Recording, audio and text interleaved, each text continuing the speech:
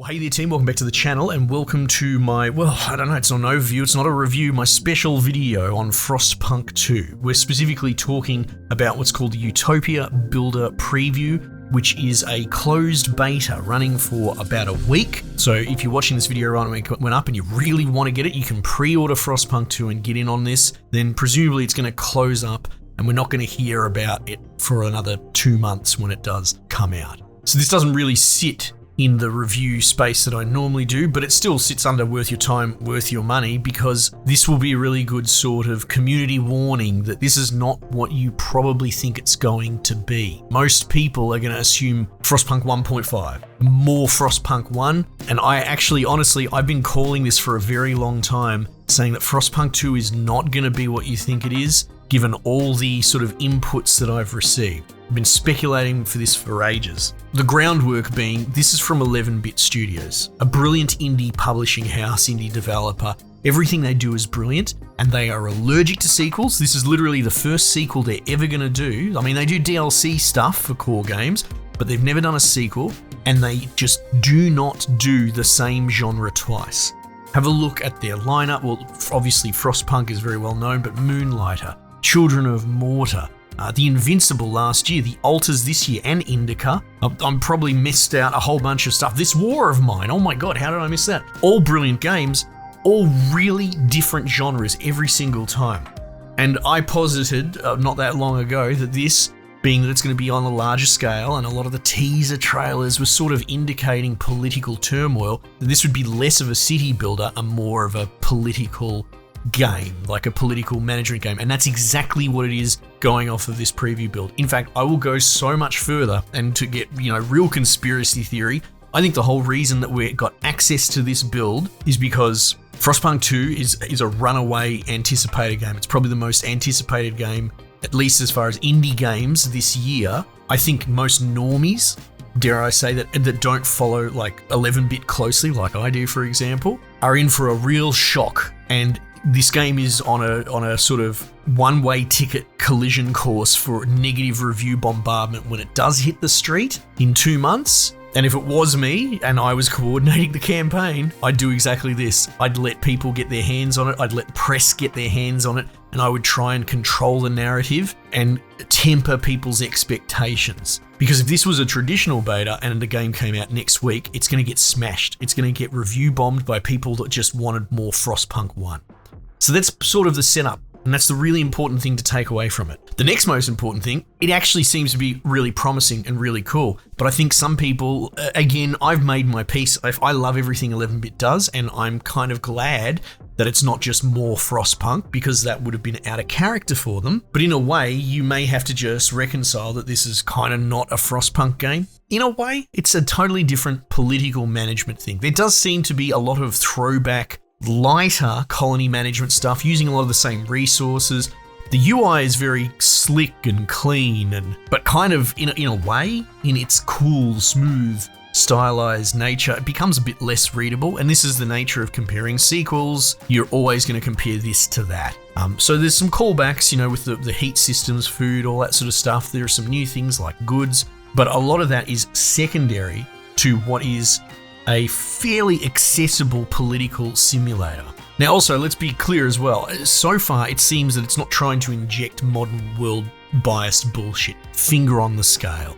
I don't like getting into this conversation, generally speaking, the whole politics in games, because honestly, there are disingenuous actors that are saying, oh, games have politics in them all the time. And I'm like, either you're really, really dumb, or you're intentionally trying to play dumb to miss the point.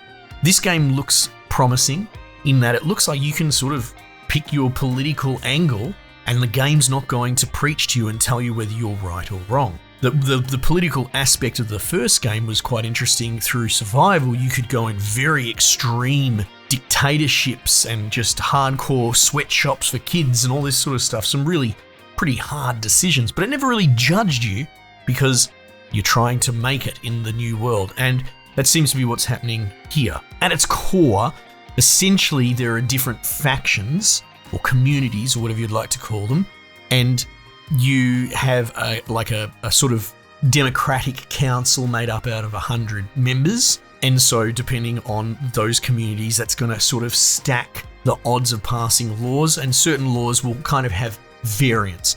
So there'll be a housing law to be passed, and maybe you can do it this way. Maybe the merit-based housing was something that we came across, but probably there's like a communal housing or something like that.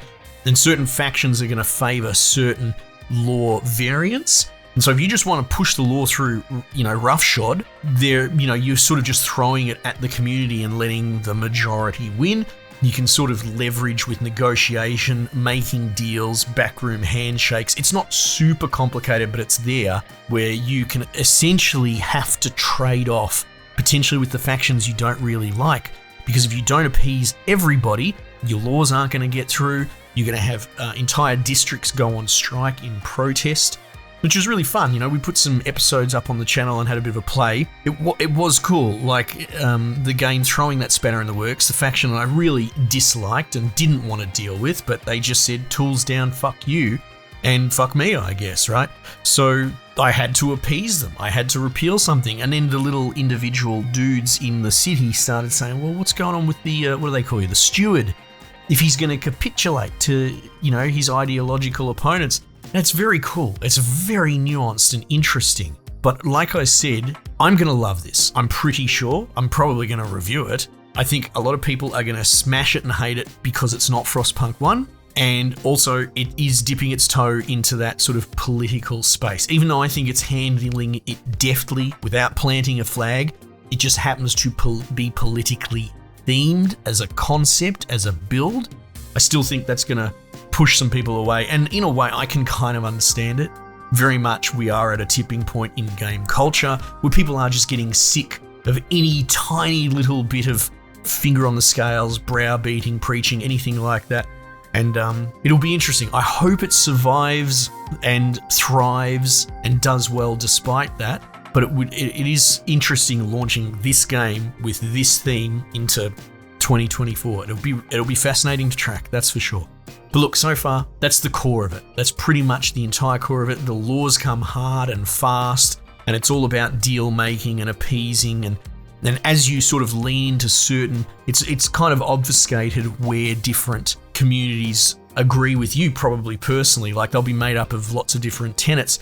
But I started favoring, like meritocracy and strength and all this sort of stuff. And then a little sub-community started to gain traction called the Ice Bloods, and they're bloody wrestling bears in the street and all that sort of crap. And then there was sort of technocrats that popped up as well. And I don't really know how robust that system is because I've only put a couple of hours in because that's just the nature of this. It's only supposed to be a little punchy preview, so I won't waffle much longer. But it would seem that there is this sort of evolving community as a result of your actions, which I will say is very much in the spirit of what made Frostpunk, is that you have to make tough decisions and you have to work with the repercussions of them. That's probably the real through line of that, but I would almost argue that this is actually a different genre entirely to what Frostpunk 1 was. And some people are going to be in for a rude shock. Anyway, just my thoughts playing with this build. I guess we'll wait for a couple of months and then have at it when the proper full build unlocks. All right, team, might just leave it there for the time being, and I'll catch you guys on the next one.